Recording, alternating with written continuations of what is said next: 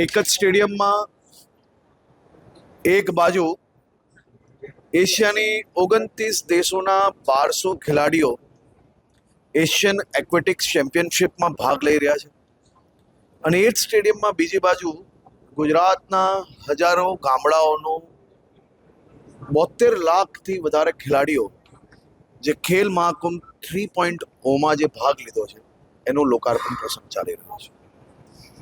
આ વર્ષે ગુજરાતના ખૂબ મોટી સંખ્યાના યુવાનો, એમ કહેવાય છે કે આજ તકના બધા જ રેકોર્ડો આ વખતે ખેલ મહાકુંભના રજીસ્ટ્રેશનોમાં તૂટી ગયા છે.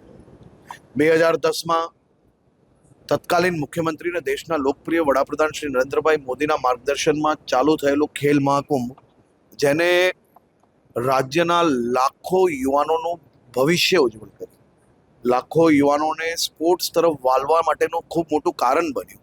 એ જ ખેલ મહાકુંભ આ વર્ષે તમામ રેકોર્ડો તોડીને 72,50,000થી વધારે ખેલાડીઓના રજીસ્ટ્રેશન જોડે આજે શરૂઆત થઈ છે. ખેલ મહાકુંભમાં ભાગ લેતા સૌ ખેલાડીઓને હું શુભકામનાઓ આપું છું. સાથે સાથે એમના પરિવારજનો, ગામના સૌ સામાજિક આગેવાનો, એમને હું વિનંતી કરું છું, જે ગ્રામ્ય કક્ષાની રમતો જે છે તેમાં ખેલાડીઓને પ્રોત્સાહન આપવા માટે ગ્રાઉન્ડ પર જરૂરથી જાઓ, ખેલાડીઓનો ઉત્સાહ વધારો. મેડલ એ આપણો અલ્ટિમેટ ગોલ ના હોવો જોઈએ. આપણા પરિવારના બાળકો રમતગમત ક્ષેત્રે પ્રેરિત થવા જોઈએ, એ સ્પોર્ટ્સની અંદર જોડાવા જોઈએ, એનું કલ્ચર સ્પોર્ટ્સનું બનાવવું જોઈએ. એ આપણો અલ્ટિમેટ ગોલ હોવો જોઈએ.